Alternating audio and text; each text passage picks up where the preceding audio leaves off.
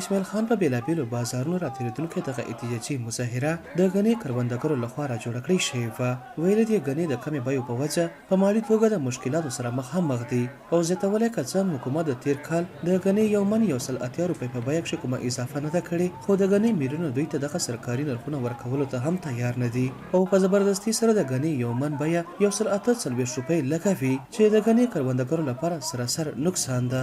یو احتجاج کوونکي علي شاه ډیوه ته وویل په دغه بیه خو د غني په کار شوی تاوان هم نه سر کېږي. دا 4 کاله کېږي چې دا ریټ په 180 کې چلیږي.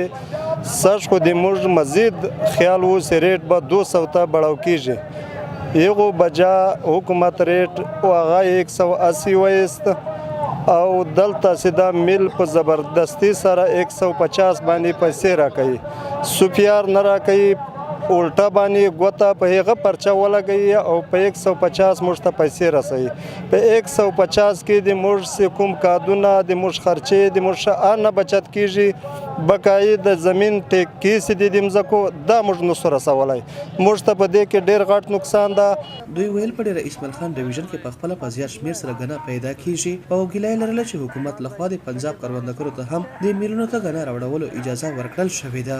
وایي که څه هم دغه میلونه 3 میاشتو لپاره غنه جوس کوي، خو د پنجاب نه راتلونکي غني په وجه په ورځې د غني ټرالي د میلونو مخې ته په انتظار ولاړې وي چې له وجې بیا په دغه غنو کښې اوبه وڅېږي. یو بل مظاهرچي شیر عالم وویل د صوبې حکمران ډلې مشر عمران خان د پنجاب کروندګرو لپاره اواز پورته کوي، خو دوی سره د خیبر پښتونخوا د صوبې کروندګرو څه احساس نشته.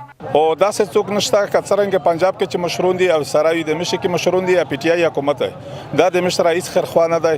په دې کې دا مشکل دي چې مشر ریټ نه ملاویږي او پیسې نه ملاویږي او ریټ یې وفاق نه 180 دی او د صوبې نه 180 دی او دلته د مشر د ډي خان چې کی بای کورټ ته دغه 180 فیصله ورکړو. خو بهرحال مشر حکومت هیڅ تعاون نه کوي، مشکل نه ډېر په مشکل کې. د احتجاج کوونکو وویل چې په دې اړوند مو څو ځله ضلعي او صوبایي حکومت سره جرګې او مرکې وشوې او د احتجاجونو لړۍ هم روانه ده، خو څوک هم زموږ خبرې اورېدو ته تیار نه دي. د احتجاج کې برخه اخیستونکی د ضلعي پارلمان غړي پیر نعمان ګیلاني وویل که چېرې حکومت زموږ دغه ستونزه په فوري طور هواره نه کړه نو احتجاج کې به نور هم پراختیا وکړو. باقاعده موږ کمشنر صاحب سره ډي سي صاحب سره اے سی صاحب سره چې چور ذمہواران اهلکاران دي د ډي ای خان یغو سره موږ دا خبره په مخ کړې، خو دو په خپلو لاسو لاس ایښی هیڅ رای عمل نه کوي.